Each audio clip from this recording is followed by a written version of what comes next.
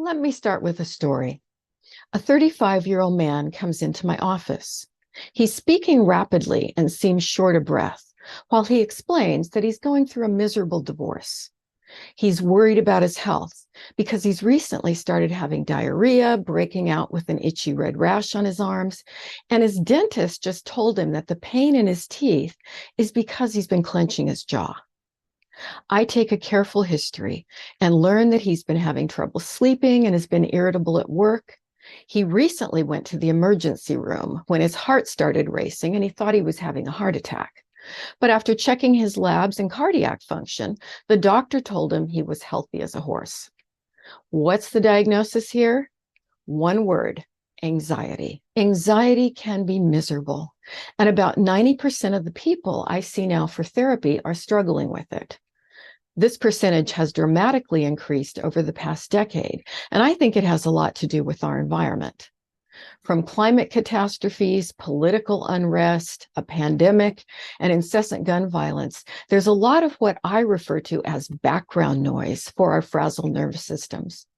And when we've got 24/7 cable bad news and floods of angry outrage online, we can't help but react. All it takes is an additional big stressful life event, and people find themselves in trouble. But the interesting thing is, much of the time, people don't even recognize it for what it is. Today, I'm responding to the many viewer questions about anxiety. And in this first presentation, we'll define the problem. And in a following program, I'll explain things we can do about it. I'm psychotherapist Shavaun Scott, and on this channel, I respond to your questions on everything related to psychology, relationships, and mental health. If you enjoy this program, please like it and feel free to subscribe to my channel. So many people suffer from anxiety, but don't realize that's what's wrong because anxiety can be sneaky. Let me give you a list of common ways it manifests, and some of these may surprise you.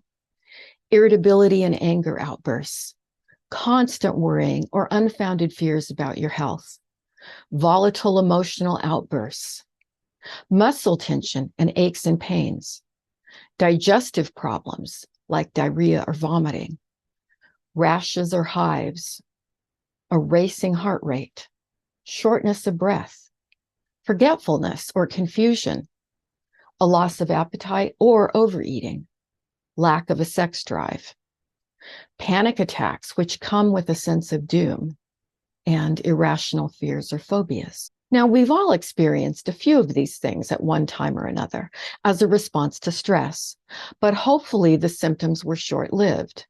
But people with anxiety disorders suffer from multiple symptoms day in and day out. It sucks the joy out of life, making them uncomfortable in their own skin. But there are lots of reasons for hope, because anxiety is very treatable when we know what to do about it. However, it does take a plan, consistent effort, and time, because when we work to decrease anxiety, we're actually working to rewire our brain.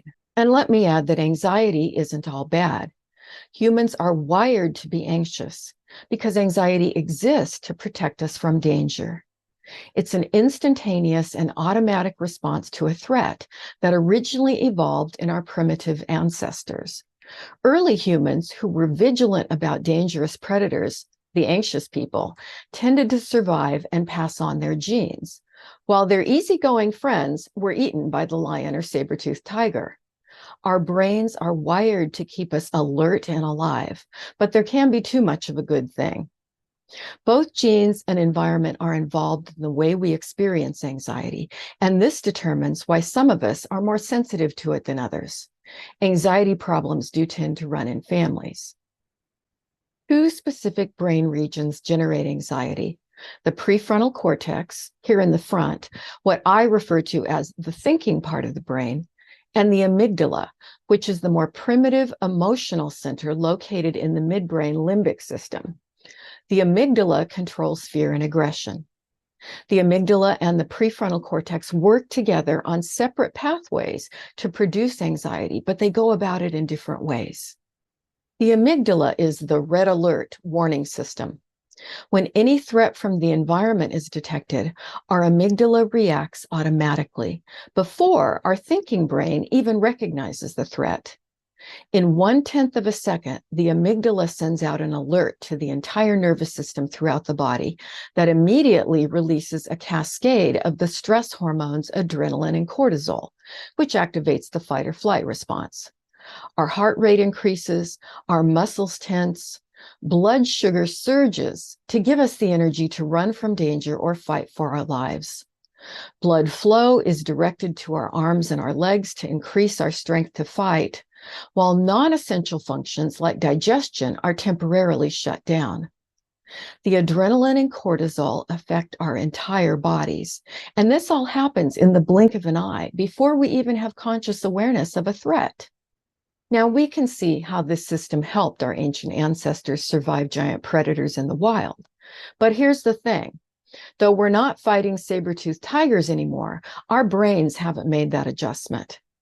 Now we find that we have the same automatic amygdala threat response from minor occurrences that happen throughout our day, like driving in traffic, looking for a parking space, or meeting a routine deadline at work.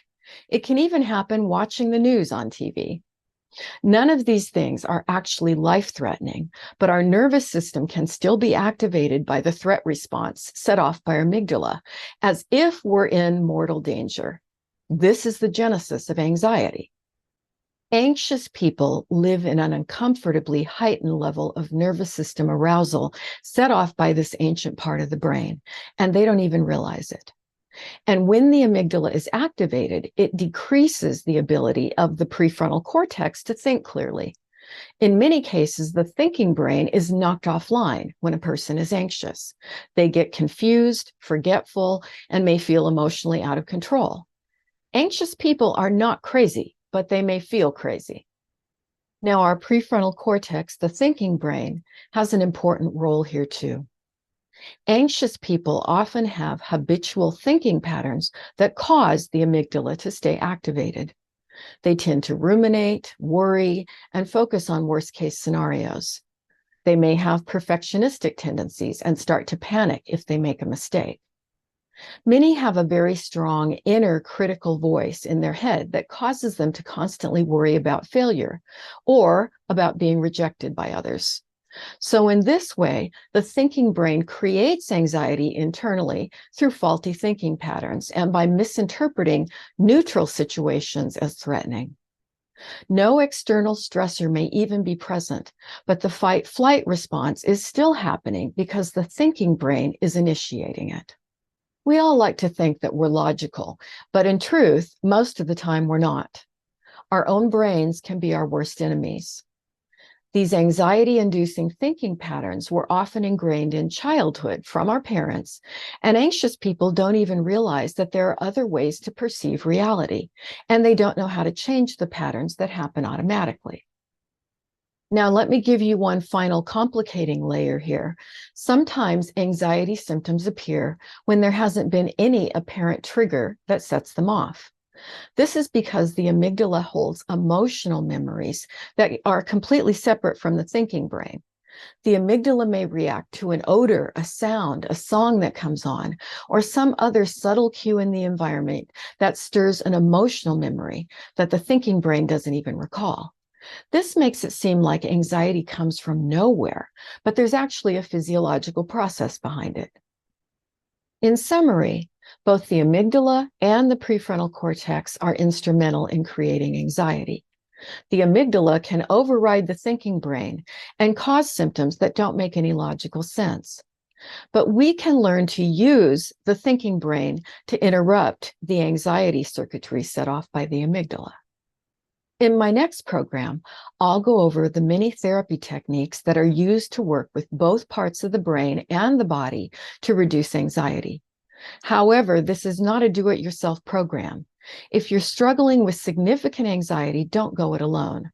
Find a mental health therapist who specializes in treating anxiety. I have a video up on YouTube about how to find a great therapist, which is also available on my podcast. In the meantime, if you're anxious, watch out for that background noise I mentioned in the beginning. Eliminate whatever stress you can. Turn off the news, or at least dose it and cut back your exposure dramatically. Surround yourself with things that bring you a sense of calm and comfort. Slow down your breathing and let it deepen. Whatever is soothing, do more of that. Enjoy nature, music, art, animals. Seek beauty and peace because your nervous system craves these things. If you're on social media, focus on things that make you laugh and connect with people who are kind. And tune in next time. There's lots more information to come. Above all, be gentle with yourself and hold hope. It gets better.